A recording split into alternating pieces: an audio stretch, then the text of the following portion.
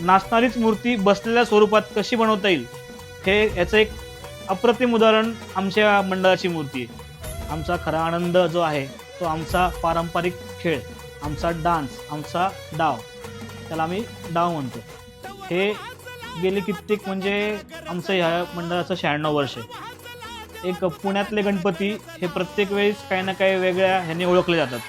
त्यातले एक वेगळेपण म्हणजे आमचं एक असं पुण्यात तुम्हाला कुठंच बघायला मिळणार नाही असा आमचा डाव आहे। म्हणजे आजकाल काय होतंय, ढोलपथकं येतात, साऊंड असतात, पण हे आपण कुठंच सगळं स्किप करतो।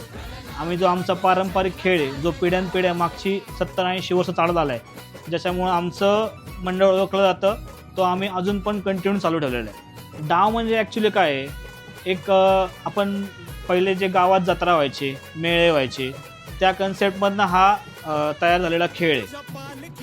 ह्यात वाजवणारे पण कोणी दुसरे नाही, जे आमच्या मंडळातले कार्यकर्ते स्थानिक आहेत, तेच लोक आमचे स्वतःचे मंडळाचे ढोल आहेत 15-20, स्वतःचे मंडळाचे ताशे आहेत, ते आम्ही जपून ठेवतो वर्षभर।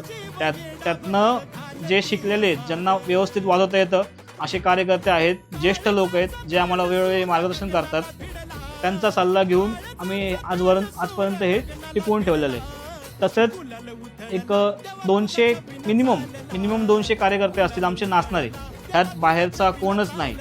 आमच्या मंडळाचं एक वेगळेपण म्हणजे आमची सुंदर देखणी मूर्ती।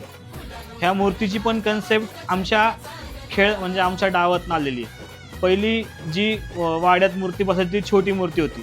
1967 साली अनंत वाईकरांनी एक छोटी मूर्ती बनवली।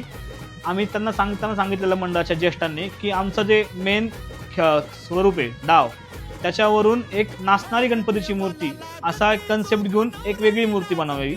तर अनंत वाईकर हे खूप उत्कृष्ट दर्जाचे कलाकार, त्यांनी नाचणारीच मूर्ती बसलेल्या स्वरूपात कशी बनवता येईल हे याचं एक अप्रतिम उदाहरण आमच्या मंडळाची मूर्ती आहे।